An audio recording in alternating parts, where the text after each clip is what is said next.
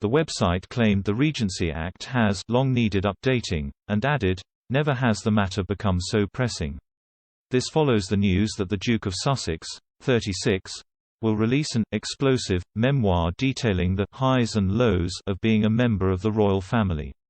Prince Harry's book will be published by Penguin House, and he is said to have been working with the Pulitzer-winning ghostwriter John Joseph Moehringer. But the announcement has reportedly sent shockwaves around Buckingham Palace, with some sources even suggesting that he did not warn the Prince of Wales about his $20 million book deal.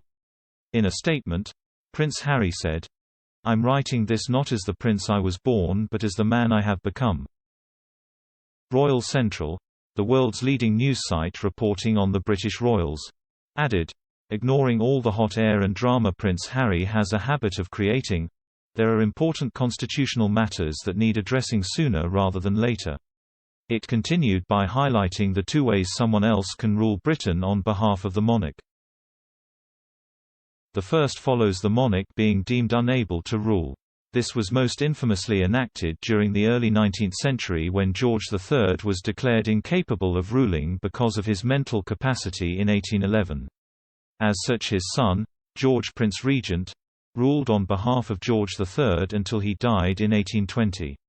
In this situation, the crown would be passed down to Prince Charles. The second situation arises when the monarch is under the age of 18. Royal Central expressed concerns about the enforcement of the Regency Act from 1937 if Prince George was to succeed to the throne before his 18th birthday. If he found himself on the throne, George, who turns 8 on Thursday, would be ineligible to rule without a regent until July 22 in 2034. This scenario has caused some angst for followers of the royal family following Prince Harry's decision to move into a £10.6 million mansion in California with Meghan Markle and their son Archie. The 1937 Regency Act, introduced over concerns that Elizabeth was heir presumptive when she was just 10 years old, currently sets out the provisions for a would-be regent. Section 1 tackles what to do if the monarch is younger than 18. Subsection 1 reads, "If the sovereign is, at his accession, under the age of 18 years, then, until he attains that age, the royal functions shall be performed in the name and on behalf of the sovereign by a regent."